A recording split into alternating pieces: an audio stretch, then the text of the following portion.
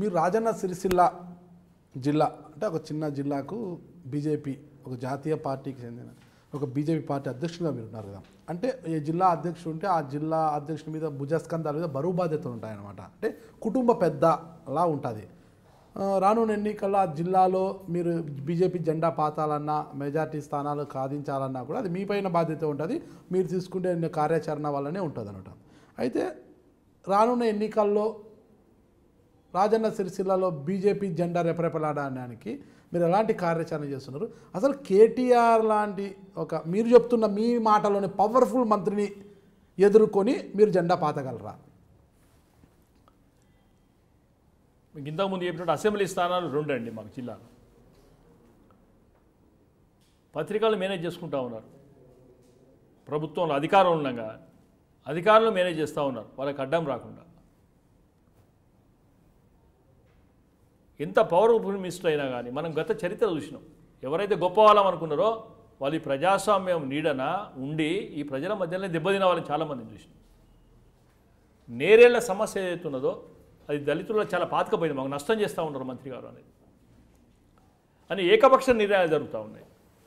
Even ప్రభుత్వం ఇచ్చే subsidy tractor కూడా ఏదో వాళ్ళ కార్యకర్తలకు ఇచ్చుకుంటే ఆ గ్రామాలలో కూడా దాన్ని మేము బాగా వాడుకోవడం జరుగుతుంది. అది వాళ్ళ కోసం పెట్టిన స్కీమ్సా లేకుండా మన కోసం పెట్టిన స్కీమ్సా?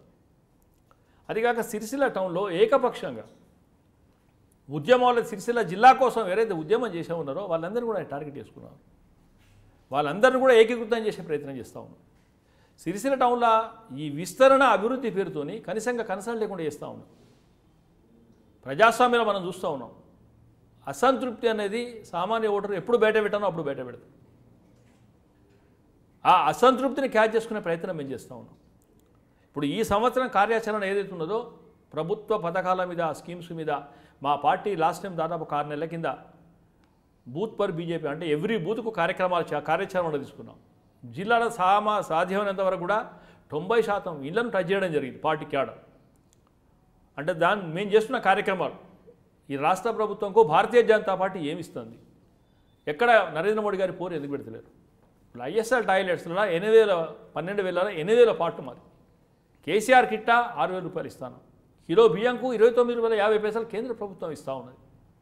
ఈ స్కీమ్స్ ఏవైతే ఉన్నాయో చాలా బలంగా తీసుకుపోయే ప్రయత్నం చేస్తాం ప్రజలలో. అంటే ఇది మొత్తం కేటీఆర్ చేస్తలేరు కేసీఆర్ చేస్తలేరు ఈ రాష్ట్ర ప్రభుత్వానికి సంబంధించింది కాదు. దాంట్లో కూడా కేంద్ర ప్రభుత్వం వాటా ఉంది. మమ్మల్ని కూడా ఆదరించాలనే ఉద్దేశంతో పనిచేస్తూ ఉన్నాం. ఇప్పుడు దాదాపు కూడా మీకు చెప్పినట్టు శక్తి కేంద్రాలు క్రియేట్ చేసినామండి మేము. అంటే 4 బూతులకు ఒక శక్తి కేంద్రం ఇన్ఛార్జ్ పెడతా ఉన్నాం. ఈ 4 బూతులు ఇన్ఛార్జ్ పెట్టిన తర్వాత ఆ బూత్ కమిటీలు బలవంతం చేసి ఆ బూత్ కమిటీస్లో బలం చేసిన తర్వాత ఆ బూత్ కమిటీ కార్యకర్తలు ఎవరైతే ఉన్నారో ఇంటింటికి పోయి రాష్ట్ర ప్రభుత్వం వైఫల్యాలని చెప్తారు. కేంద్ర ప్రభుత్వం ఏం చెప్తా ఉందో చెప్తారు. అసలు కేంద్ర ప్రభుత్వం వాటైనంత రాష్ట్ర ప్రభుత్వం ఏదో చెప్తా ఉంది.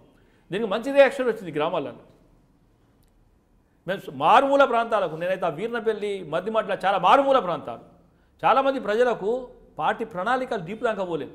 ఆ కార్యక్రమంతో చిన్న కింది స్థాయి దాకా కూడా మేము వెళ్ళగలిగినాం.